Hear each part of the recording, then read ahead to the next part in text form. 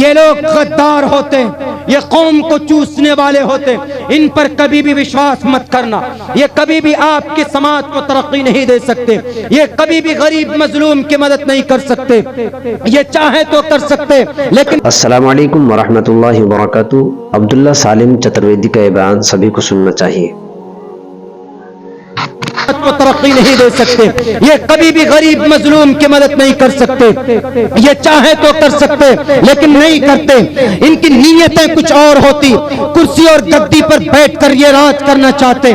क्या माहौल था उस जमाने का जिस वक्त में ये देश आजाद हुआ था, और आज क्या माहौल है। आप जो पैसों में बिक जाते हो, बढ़ जाते हो, गलत लोगों को कुर्सियों पर बिठा देते हो, इख्तिदार पर बिठा देते हो। मेरे भाई ये माफ कीजिएगा, आप कहिएगा कि सीरतुन नबी का जलसा है, आप सियासत के ऊपर बात कर रहे हैं। मैं सियासत पर बात नहीं कर रहा हूं, बल्कि ये कौम जो बिक जाती है 500 रुपए में, 500 रुपए में अपना वोट, अपने शहादत एक करप्ट आदमी के हिमायत में देते हैं। पता कितना बड़ा गुनाह है। अगर कोई मुसलमान अगर पैसे लेकर अगर किसी को वोट डालता है, किसी को भी, मैं ये नहीं कहता पैसे लेकर आप किसी को भी वोट कीजिए, ये आपका फंडामेंटल राइट्स है। आप किसी पार्टी को भी मानिए, आप किसी भी पार्टी को मानिए, इस देश के अंदर हिंदू को मानिए कि मुस्लिम को मानिए कि दलित को मानिए कि बड़ी पार्टी को मानिए कि छोटी पार्टी को मानिए, इट्स योर चॉइस, ये आपकी चॉइस है, मैं नहीं कहता। लेकिन अगर पैसा लेकर आपने किसी शराबी को, किसी कबाबी को कुर्सी पर बिठाया, तो जब जब शराब पिएगा वो उसका गुनाह पहले आपको लिखा जाएगा, बाद में उसको लिखा जाएगा। इसलिए ईमान का सौदा मत करना।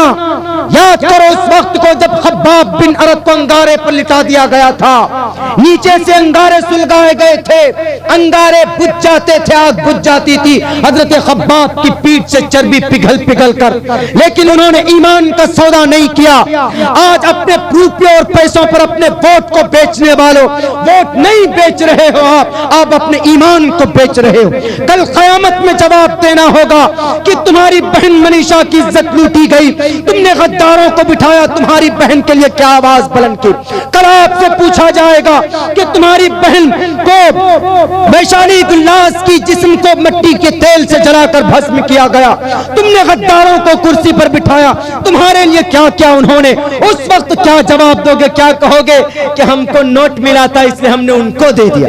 आज वो जमाना नहीं है, आपको जागना होगा। और ये आप किसी नेता से उम्मीद मत कीजिए कि कोई पीएम या कोई एमपी, कोई एमएलए आपके समाज के अंदर तब्दीली लाएगा। ये तब्दीली ये जवान, ये कौम ला सकती, ये तब्दीली ये जनरेशन ला सकती।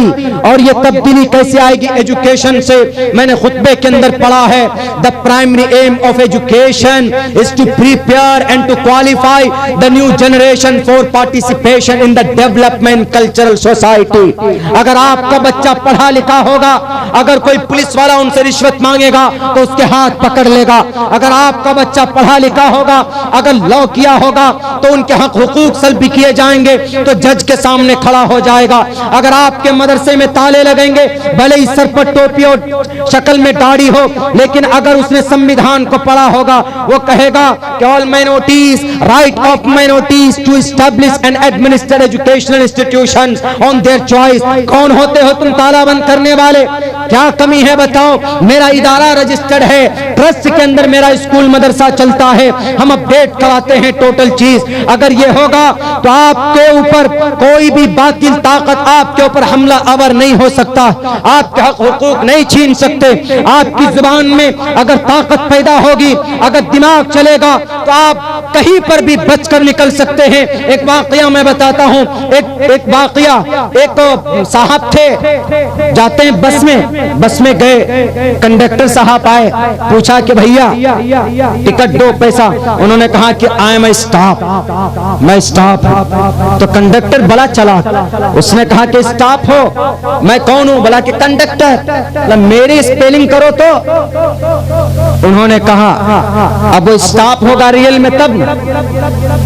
वो तो वैसे ही था, सोचा कि स्टाफ बोल दूंगा तो छुट्टी हो जाएगी, पैसे नहीं लगेंगे, दिमाग चला रहा। लेकिन वो कंडक्टर जो था वो उससे और ज्यादा ओवर माइंड। उसने कहा कि अच्छा कंडक्टर की स्पेलिंग कर दो, तुमको स्टाफ समझ लूंगा। अब वो होगा कुछ पढ़ा लिखा तब ना, वो कभी मकतब नहीं गया, कभी स्कूल नहीं गया। उसके बाद उसकी धुनाई कर दी बढ़िया से। कुछ देर के बाद एक और था बैठा हुआ, उससे पूछा कि पैसे लाओ, कहा कि स्टाफ हूं मैं, कहा कि कंडक्टर की स्पेलिंग करो। उन्होंने कहा कि कुछ बोला CON, कुछ हड़बड़ा के रह गया, 1-2 क्लास में फेल हुआ होगा, भाग गया स्कूल से, फिर पढ़ा नहीं होगा,